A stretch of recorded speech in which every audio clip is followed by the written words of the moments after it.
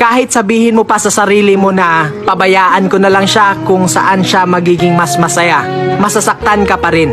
Sinasabi natin ito pero deep inside, wasak na wasak ang ating puso.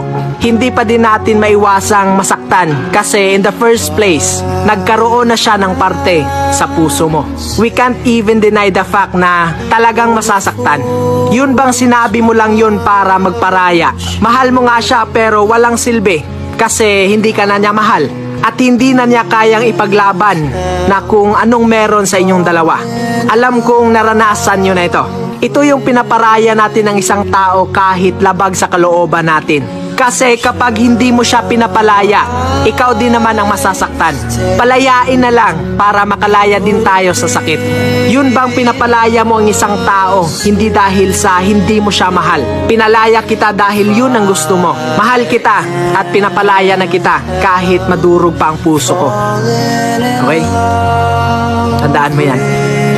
Amping.